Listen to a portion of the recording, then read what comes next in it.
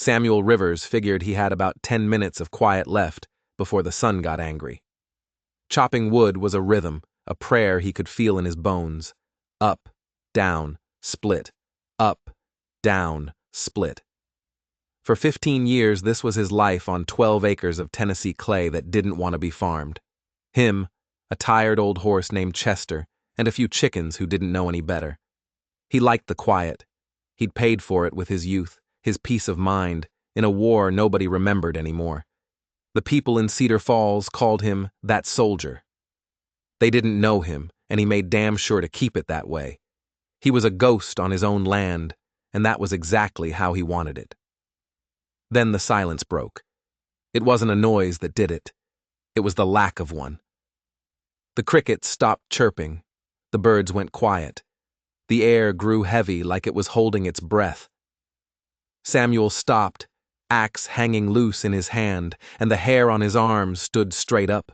He scanned the property line, where the tall grass met the woods, and that's when he saw her. A little girl, no older than 6, standing perfectly still like a fawn caught in the open. She was barefoot, wearing a tattered dress that was more dust than color. Her ribs made sharp lines against the thin fabric. Her eyes were 100 years old. They stared right through him, not with fear, but with a kind of weary calculation. Samuel had built his life around being left alone. A black man in this town learned quick to be invisible. The double takes at the grocery store, the whispers that died when he walked by, the police cruiser that always seemed to slow down when it passed his farm. He'd swallowed it all, paid the tax of being different just to have his peace. But this girl, this tiny, broken thing on the edge of his world, she felt different. She felt like a debt coming due. He lowered the axe slowly. "You lost?" he called out, his voice rough from disuse. She didn't answer.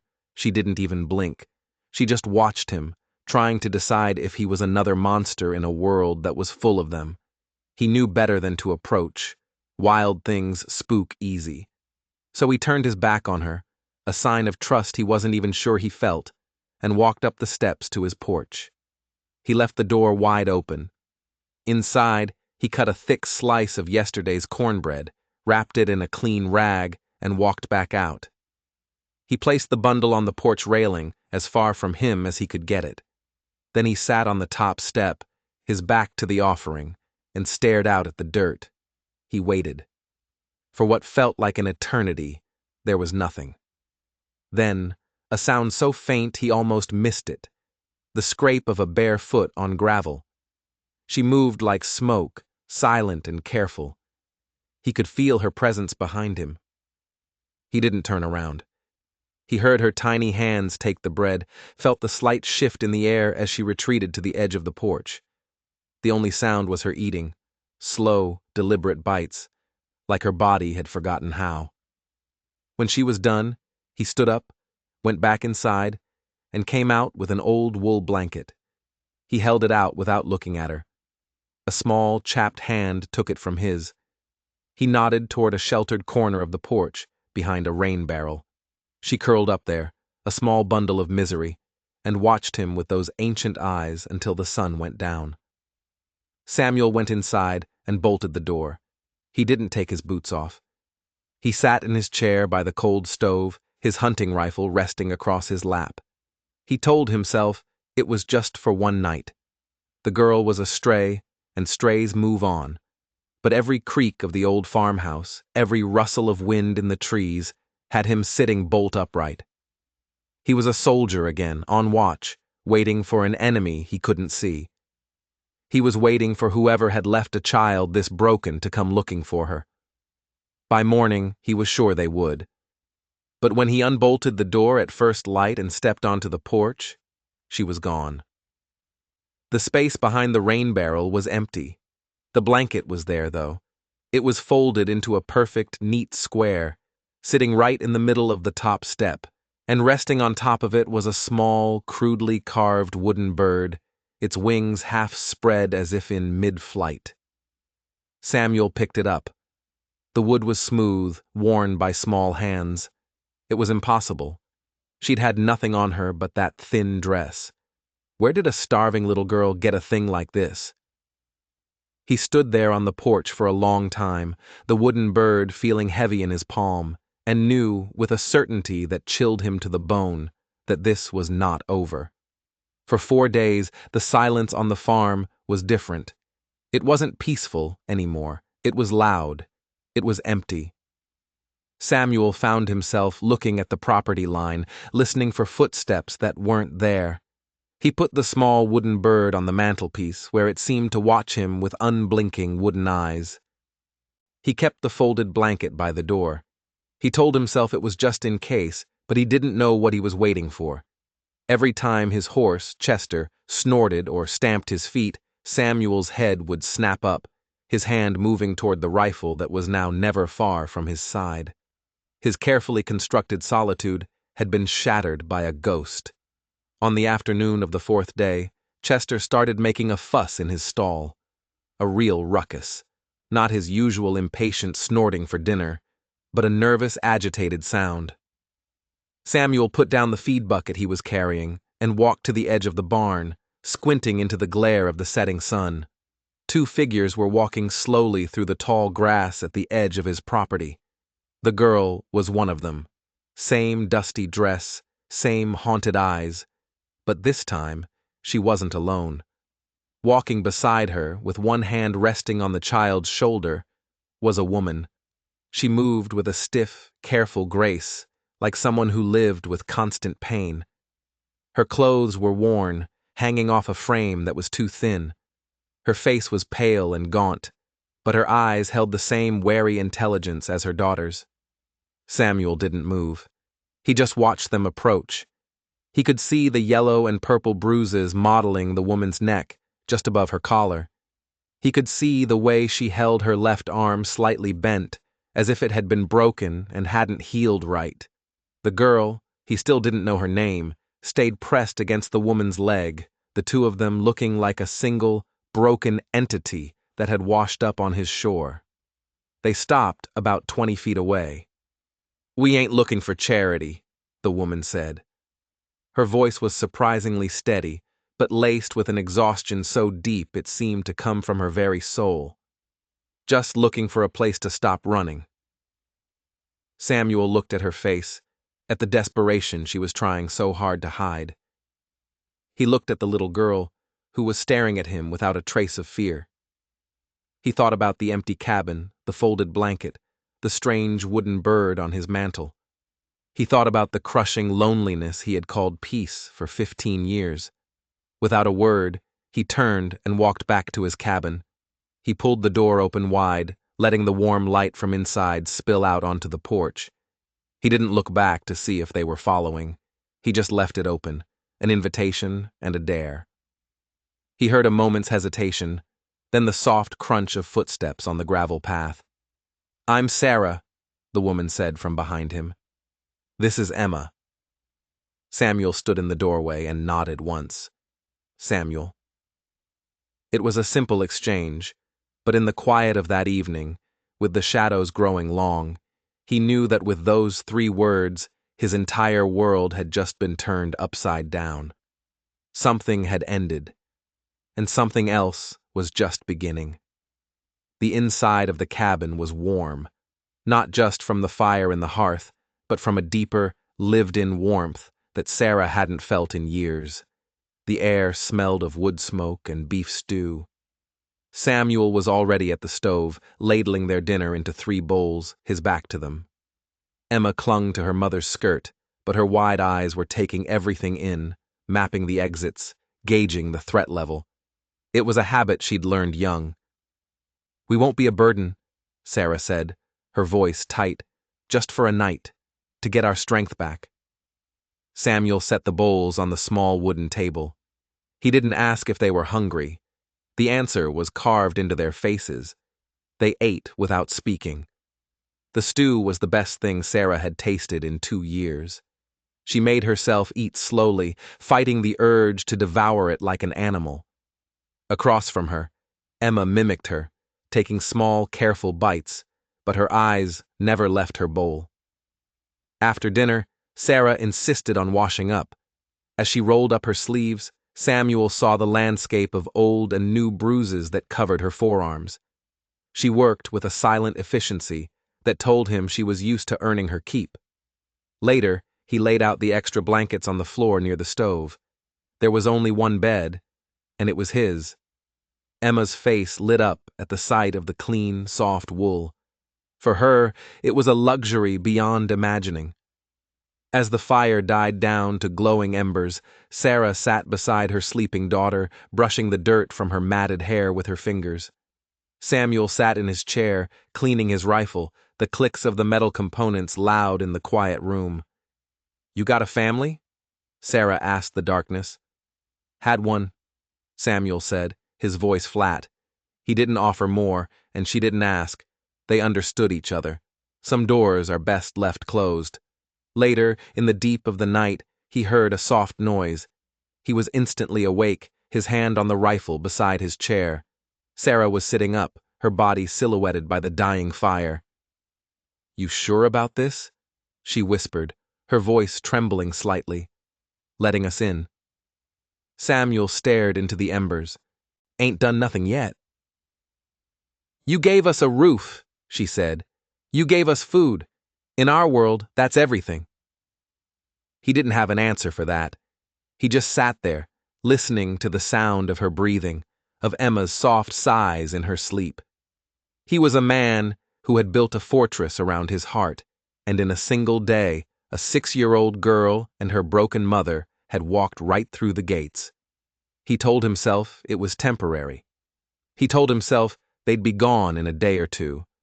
But as he sat there in the dark, guarding the sleep of these two strangers, he knew he was lying.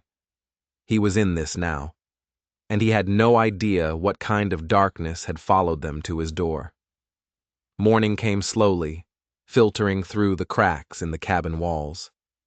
Samuel was already up, the coffee pot humming on the stove. He looked at Sarah and Emma, curled together under the blankets. They slept a sleep so deep it was almost like death. The sleep of people who hadn't felt safe enough to close both eyes in a very long time.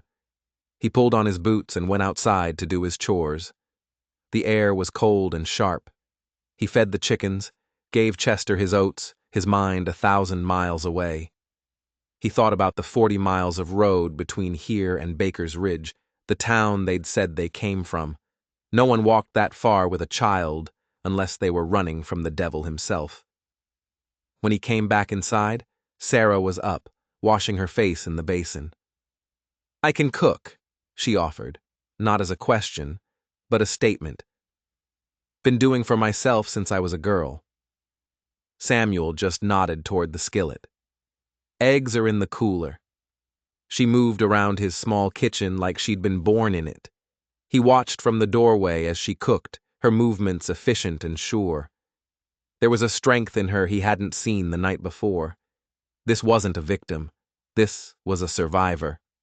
After breakfast, she went outside and came back with an armload of kindling. "Barn roof's loose on the north side," she said, stacking the wood neatly by the fire. "Got a hammer, I can fix it." Samuel just stared at her. "You fix roofs?" "I do what needs doing," she replied, her gaze steady. "Always have." He didn't argue. He just led her to the tool shed. They worked together all afternoon, the rhythmic sound of the hammer echoing across the farm. They didn't talk much, but it was a comfortable silence.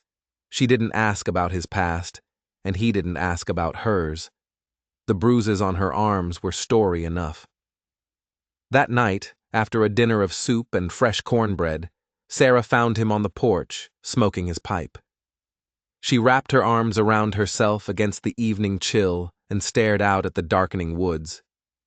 "His name is Marcus Caldwell," she said quietly, without any preamble. "He owns half of Baker's Ridge, the law, the bank, the stores. He thinks he owns the people, too." Samuel drew on his pipe, the smoke a gray plume in the twilight. He didn't speak. He just listened. "He's Emma's father," she continued, her voice flat and devoid of emotion. "He was charming at first. Then he started to show his true colors. The beatings got worse. He told me if I ever tried to leave, he'd hunt me down and kill me. And he'd make Emma watch. Samuel felt a cold rage settle in his gut. It was an old, familiar feeling. 2 years we've been running, never staying in one place more than a few weeks. But he's got money. He's got people everywhere, men who do his dirty work. I ain't asking you to fight my battles, she said, finally turning to look at him. But I'm done running. We're done. I'll work for our keep. I'll do whatever it takes. Just don't send us away. Samuel looked into her eyes, and for the first time in 15 years, he felt something other than the dull ache of the past. He felt a purpose. This is your home now, he said, the words feeling strange and foreign on his tongue. Nobody's sending you away. Sarah nodded once, a single tear tracing a path through the dust on her cheek. Then she went inside. Samuel stayed on the porch long into the night, the rifle across his knees, watching the darkness. He wasn't just a soldier anymore. He was a guardian, and he knew the war was coming to him. Weeks turned into a quiet rhythm. Samuel taught Emma her letters at the kitchen table. Sarah planted a garden, her hands turning the stubborn Tennessee clay into something that gave life. They were a strange, patched-together family, living on borrowed time. The first sign of trouble came, as it always did, from town. Samuel needed supplies, and for the first time in a month, he hitched Chester to the cart and made the ride into Cedar Falls. Don't say anything about us, Sarah told him, her eyes anxious. I won't, he promised. The town was the same as always, the sideways glances, the sudden silences. He was used to it. At the general store, the owner, Vernon Miller, watched him pile flour and beans and kerosene on the counter. Stocking up, Samuel? Vernon asked, his voice slick with false friendliness. Looks like you're feeding an army. Winter's coming, Samuel said, his face a stone mask. Vernon leaned forward, his smile turning ugly. Funny you should say that. Heard some talk you might have company. Some vagrants. You know, we got rules in this town about harboring undesirables. The word hung in the air like poison. Undesirables. Samuel's jaw clenched so hard he thought his teeth would crack. It was one thing for them to say it about him. It was another thing entirely to say it about a woman and a child who had done nothing wrong. Don't know what you're talking about, Samuel said, his voice dangerously low. Oh, I think you do, Vernon sneered. This is a decent town. We don't like trouble, especially not the kind that follows people. You'd be wise to remember that. The unspoken threat was clear. Get them out, or we'll get them out for you. Samuel paid for his goods and walked out, his blood boiling, but as he was loading the cart, he felt eyes on him. He looked up and saw a man leaning against the wall of the hardware store across the street. He was tall and lean, wearing a brown vest and a black hat pulled low. He wasn't a local. His eyes were cold and flat, like a snake's. He was watching Samuel with an unnerving intensity. When their eyes met, the man smiled. It wasn't a friendly smile. It was the smile of a predator that has just caught the scent of its prey. A chill went down Samuel's spine that had nothing to do with the autumn air. He finished loading the cart and guided Chester out of town, but he could feel that man's gaze on his back the entire way. This was more than just town gossip. This was a hunter. He raced back to the farm, his mind churning. The peace they had built was a fantasy. The wolf was at the door. When he burst into the cabin, Sarah took one look at his face and knew. What is it? There was a man in town, Samuel said, his voice grim. Watching me. Tall fella, brown vest, black hat. Sarah's face went completely white. She stumbled back and grabbed the edge of the table for support. Her breath came in ragged gasps. No, she whispered. It can't be. Who is he? Samuel demanded. Sarah looked at him, her eyes wide with a terror so profound it made him sick to his stomach. His name is Ray Hutchkins, she said, her voice barely audible. He's Caldwell's man, his best hunter. If he's here, it means Caldwell knows where we are. It's over. But Samuel looked at her, at the raw fear in her eyes, and then at Emma, who was playing with the wooden bird by the fire, and he felt that cold rage from the porch settle over him again. "No," he said, his voice a low growl. "It's not over. It's just getting started." That night, the cabin felt like a tomb. Every shadow was a threat, every gust of wind a footstep. Sarah told him everything. Marcus Caldwell wasn't just a rich bully. He was a monster who ran a criminal empire from his sprawling estate. Hutchkins was his right hand, a man with no conscience who did Caldwell's bidding, no matter how brutal. "What did you take from him?" Samuel asked, remembering Vernon's words about her stealing something. "It wasn't money," Sarah said, her voice shaking. She went to her small bag of belongings and pulled out a thin leather-bound book. "It's his ledger, names, dates, payoffs to judges and lawmen, everything. It's the only thing that can prove what he is. It's the only reason we're still alive. He wants it back before I can give it to someone he can't buy." Suddenly, it all made sense. The desperation, the constant running, they weren't just hiding from a violent man, they were carrying the key to his destruction. And now the monster knew where to find them. The knock on the door came just after dawn. It wasn't loud or aggressive, just 3 solid raps that echoed through the small cabin like a death knell. Samuel grabbed his rifle. Sarah scooped up a terrified Emma and backed into the corner. "Who is it?" Samuel called out. "Sheriff Patterson," a gruff voice replied. "Got a complaint from Vernon Miller about you harboring fugitives." Samuel's blood ran cold. The town had already turned on them. He opened the door a crack. The sheriff stood on his porch, a big man with a weathered face and tired eyes. His gaze flickered past Samuel to Sarah and Emma, cowering in the corner. "Vernon says they're trouble," the sheriff said, his voice flat. "He says a lot of things," Samuel replied, his hand tight on the rifle. "They ain't fugitives. They're my family." The sheriff's eyes narrowed.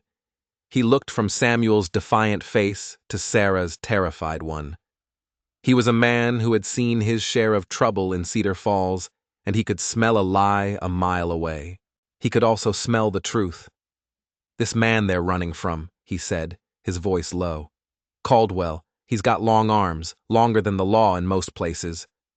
Samuel didn't say anything. The sheriff sighed, a long, weary sound. "I got a complaint, so I have to check it out. I've checked. Now I'm leaving." He tipped his hat. "You seem like a man who can handle his own business, soldier, but you be careful. Caldwell's kind of trouble has a way of swallowing up everyone around it." He turned and walked back to his car, leaving Samuel standing in the doorway, more confused and unnerved than before. Was that a threat or a warning? He didn't have time to figure it out. Because as he watched the sheriff's car disappear down the dirt road, he saw a glint of light from the tree line on the ridge overlooking the farm. A reflection from a pair of binoculars. They were being watched. The siege had begun. 3 days later, Hutchkins came. He didn't sneak. He walked out of the woods and into the clearing like he owned the place. Samuel met him by the woodpile, the rifle held loose and easy at his side. "Samuel Rivers," Hutchkins said, his voice a lazy drawl.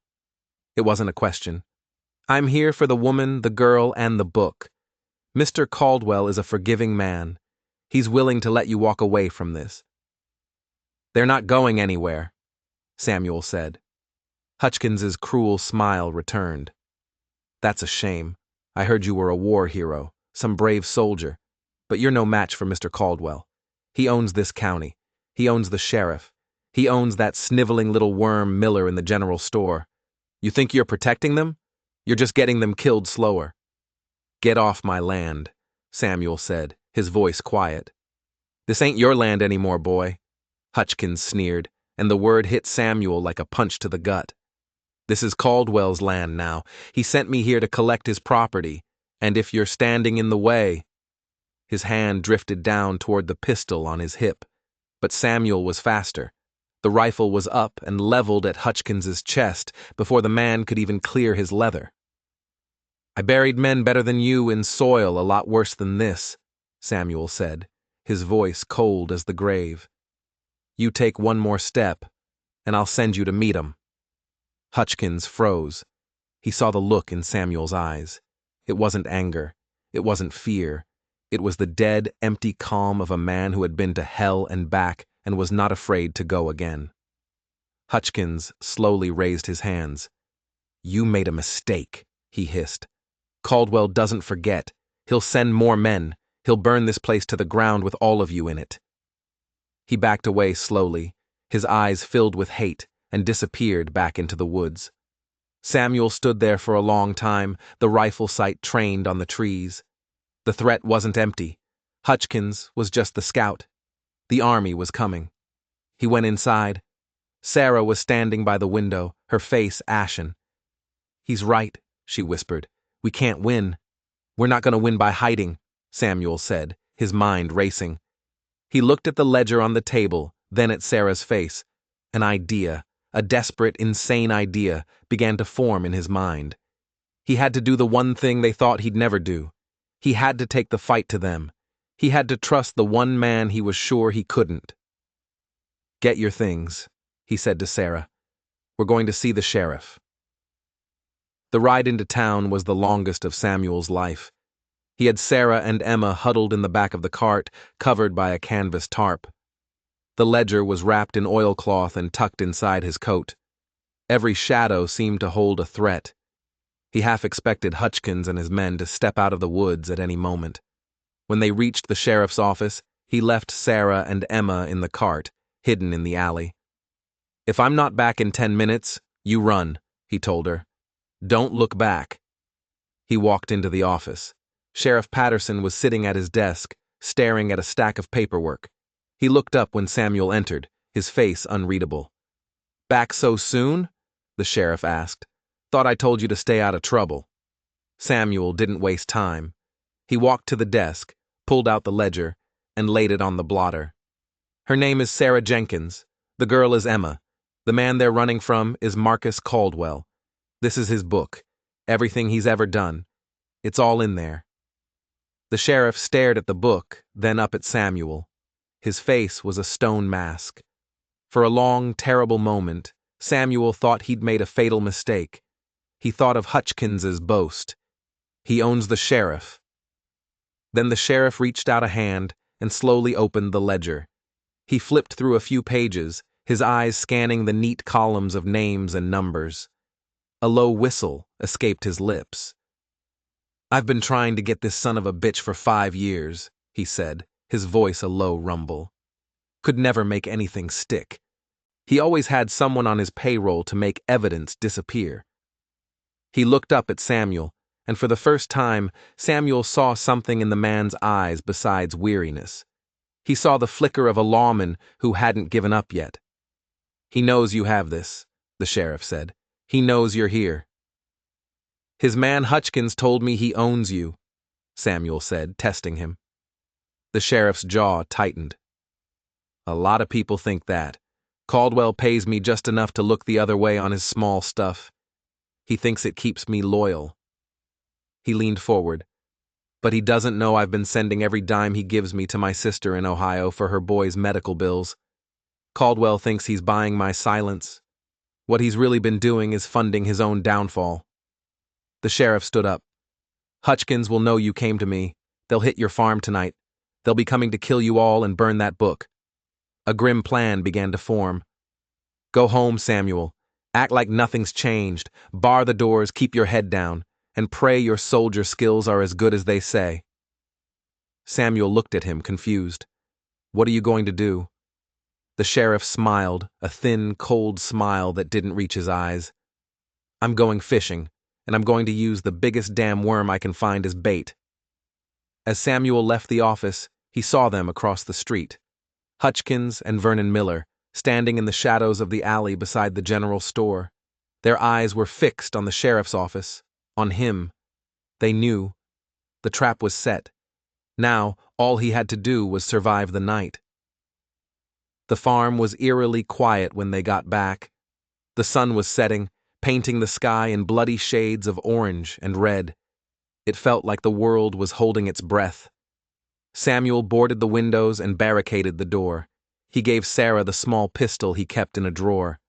"You know how to use this?" She nodded, her face pale but her hands steady. "Good. You and Emma stay in the root cellar. Don't come out, no matter what you hear." "What are you going to do?" she asked, her voice trembling. Samuel picked up his rifle and a box of shells. "I'm going hunting." He didn't stay in the cabin. That's what they'd expect.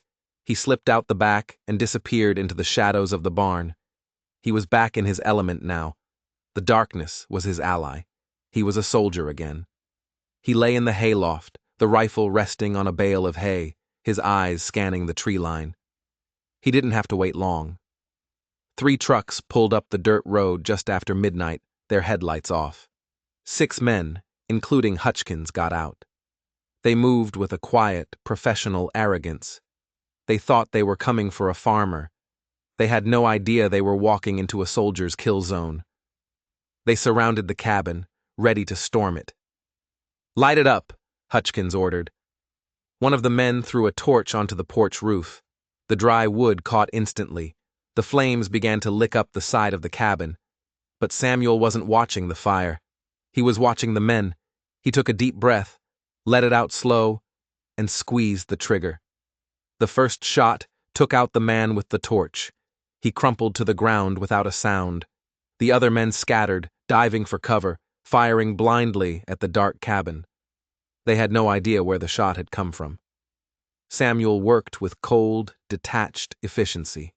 He moved from the hayloft to the chicken coop, then to the ditch by the fence line, never staying in one place for more than a shot. A second man went down, then a third. Panic started to set in among Hutchkins's men. They were being picked off one by a ghost in the darkness. "He's in the barn!" Hutchkins screamed, firing his pistol wildly at the hayloft. But Samuel was already gone, circling around behind them. He was a shadow, a whisper of death in the night. The fight was brutal and short, but there were too many of them. Hutchkins and 2 of his men finally managed to kick in the cabin door, ready to finish the job. The cabin was empty. "Where are they?" Hutchkins roared, his face illuminated by the growing fire. And that's when he heard the click of a rifle bolt right behind him. He turned slowly. Samuel stood in the doorway, his face a mask of grim determination. "Looking for me?" Samuel asked. Before Hutchkins could raise his pistol, the night was filled with the wail of sirens. Red and blue lights flashed through the trees, bathing the entire farm in a pulsating, hellish glow. Sheriff Patterson and 4 deputies stormed the clearing, shotguns leveled. "Drop 'em!" the sheriff bellowed. Hutchkins stared, his face a mixture of shock and disbelief. "You," he stammered. "You were supposed to be on the payroll." "The pay's no good," the sheriff said, cuffing him. "And the retirement plan is terrible." The fire was put out. The remaining men were arrested. As the sun began to rise, Samuel, covered in dirt and gunpowder, pulled Sarah and Emma from the root cellar. They were safe. They were finally, truly safe. The ledger did its work. Marcus Caldwell and his entire criminal enterprise came crashing down. Vernon Miller was arrested for his part in the conspiracy. The whole town was turned on its head. Justice, it turned out, was slower than a bullet, but it got there in the end. A few weeks later, Samuel, Sarah, and Emma were sitting on the repaired porch, watching the sunset. The farm was quiet again, but it was a different kind of quiet. It was the quiet of peace. It was the quiet of home. Emma, who had started to laugh and play like a normal little girl, crawled into Samuel's lap. She looked up at him with her serious old soul eyes. "Are you my daddy now?" she asked. Samuel felt a lifetime of walls crumble inside his chest. He pulled her close, the fierce, protective love he felt for this child overwhelming him. "Yeah," he said, his voice thick with emotion. I guess I am. Sarah smiled through her tears and reached over to take his hand. They sat there for a long time, three broken people who had found a way to become whole together, a family forged in fire and fear. What do you think of Samuel's incredible courage? Sometimes standing up for what's right means facing down the entire world. If you were moved by this story of justice and found family, hit that subscribe button, because you won't want to miss what we have coming next.